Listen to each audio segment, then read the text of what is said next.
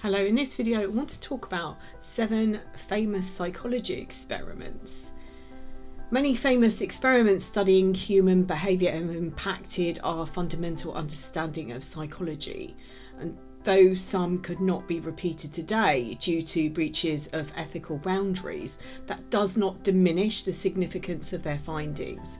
Some of these important findings include a greater awareness of depression and its symptoms, how people learn behaviours through the progression of association, and how individuals conform to a group. So I'm going to take a look at the 7 famous psychological experiments that have influenced the field of psychology and understanding of human behaviour. This was from King University Online, and I will post the link in the description box below. Welcome to the Divorce Sanctuary. My name's Elizabeth Goddard. I'm the author of Finding Lily and the A to Z of emotional abuse. I help people recover from emotionally abusive relationships. I help them with closure, breaking trauma bonds, and tracking back and healing the original wounds. On this channel, I talk about healing from emotional abuse and divorcing both emotionally and physically from the abuser. If you're new to the channel, please don't forget to like and subscribe, and if you're returning, welcome back and thank you. I think it's really important with the healing to understand how some of these psychological injuries happen. It helps break the cycle of believing it's all our fault. That rumination that happens. I found an article online and I want to go through it and cover the experiments that have happened over the decades. The first one is Little Albert's experiment in 1920.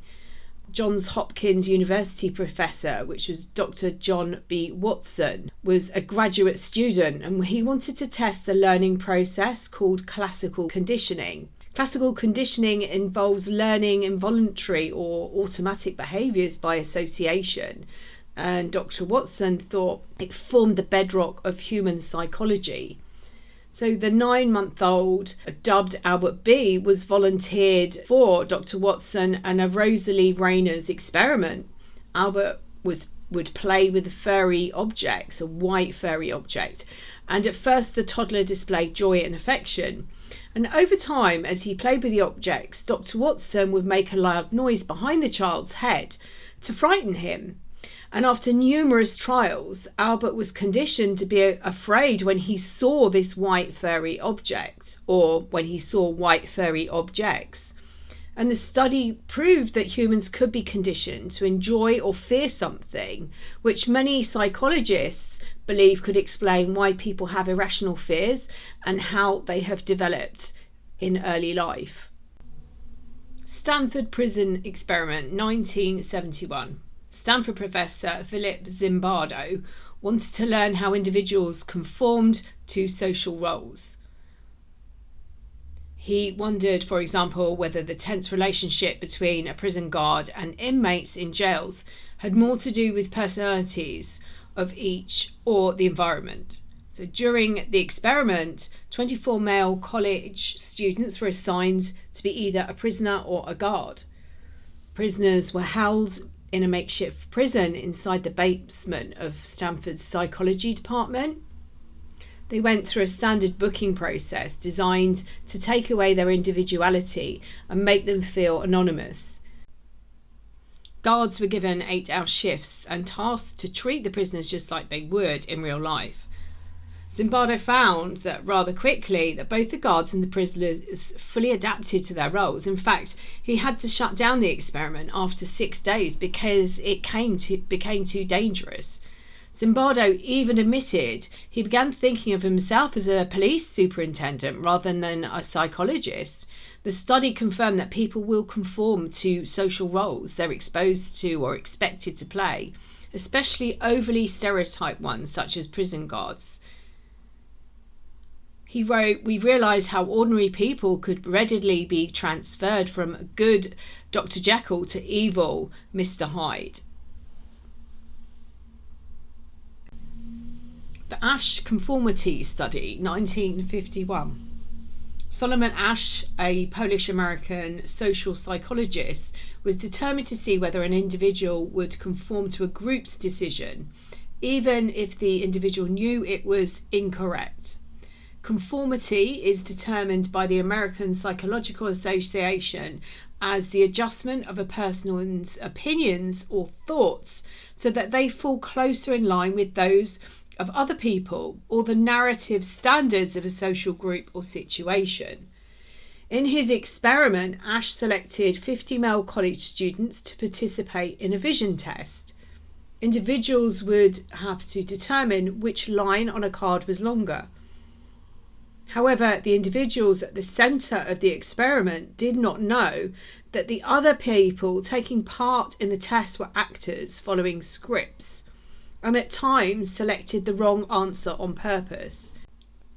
Ash found that on average over 12 trials, nearly 1/3 of the naive participants conformed with the incorrect majority, and only 25% never conformed to the incorrect majority. In the control group that featured only participants and no actors, less than 1% of participants ever chose the wrong answer. Ash's experiment showed that people will conform to groups to fit in, normative influence, because of their belief that the group was better informed than the individual. And this explains why some people change behaviours or beliefs when they're in a new group or social setting, even when it goes against past behaviours or beliefs.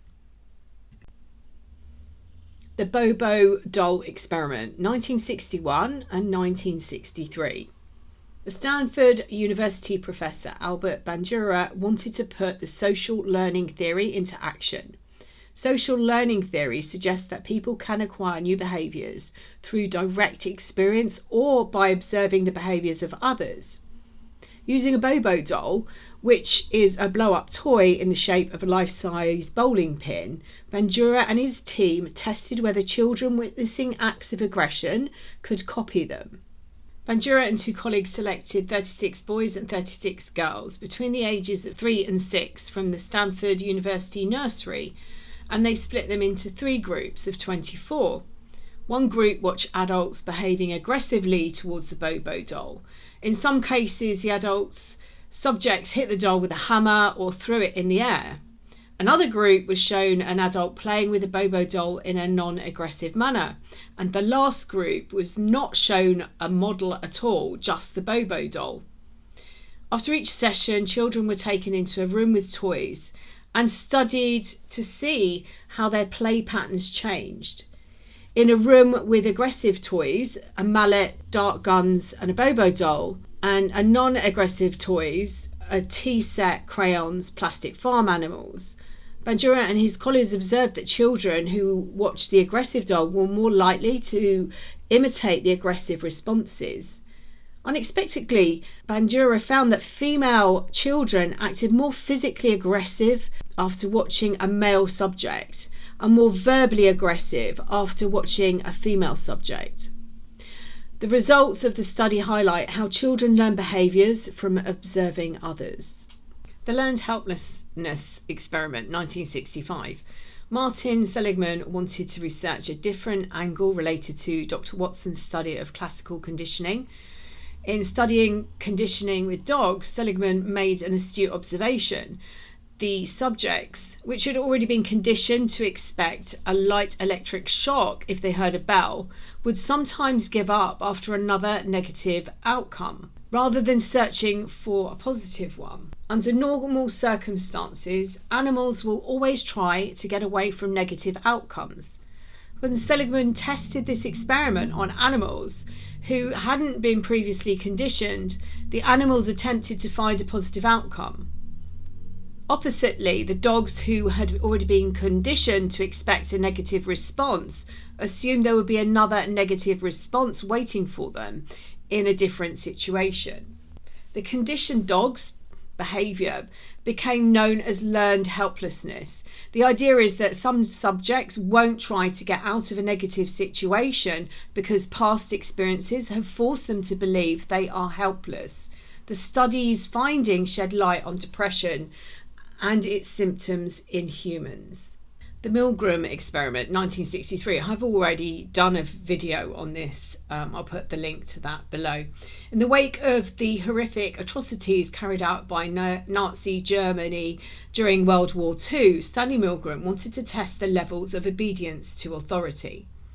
The Yale University professor wanted to study if people would obey commands even if it conflicted with a person's conscience.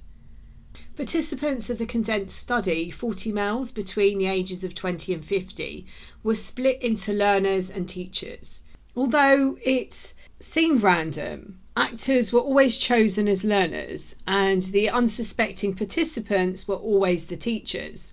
So a learner was strapped to a chair with electrodes in one room while the experimenter, who was another actor, and the teacher went into another room.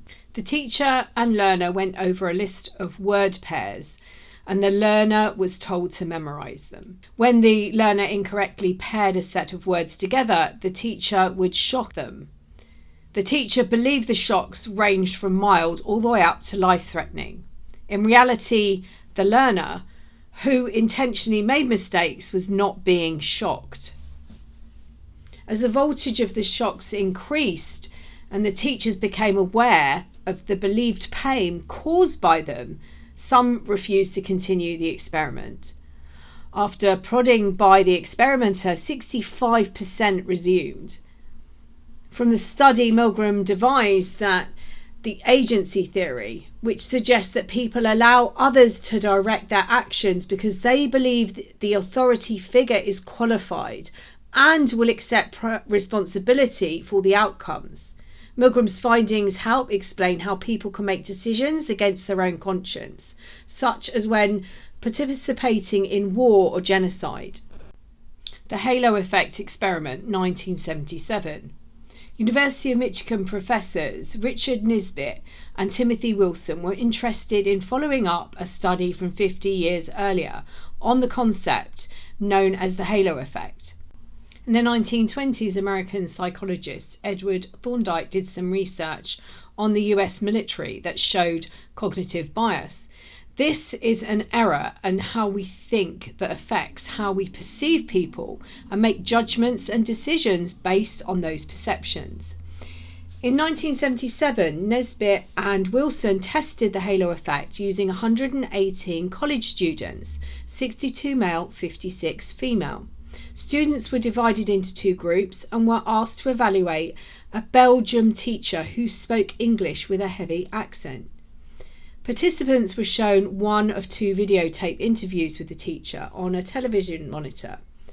The first interview showed the teacher interacting cordially with the students, and the second interview showed the teacher behaving inhospitably. The students were then asked to rate the teacher's physical appearance, mannerisms, and accent on an 8-point scale from appealing to irritating.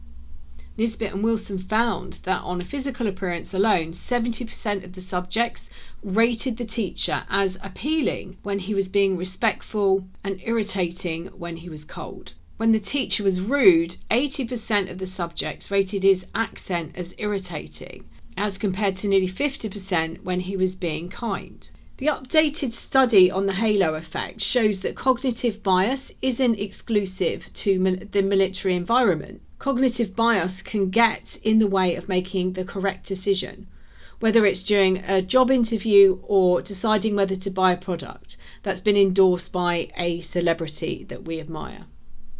Contemporary psychologists have built on the findings of these studies to better understand human behaviours, mental illnesses, and the link between the mind and body. For their contributions to psychology, Watson's, Bandura, Nisbett, and Zimbardo were all awarded gold medals for life achievement from the American Psychological Foundation. I hope you found this interesting. If you'd like to find out more ways of working with me, I'll put the links below to my website. I'll also put the links for both my books, Finding Lily and The A to Z of Emotional Abuse, and some links to workbooks that you can download for free and quizzes. Please don't forget to like and subscribe, and I'm sending you loads and loads and loads of love.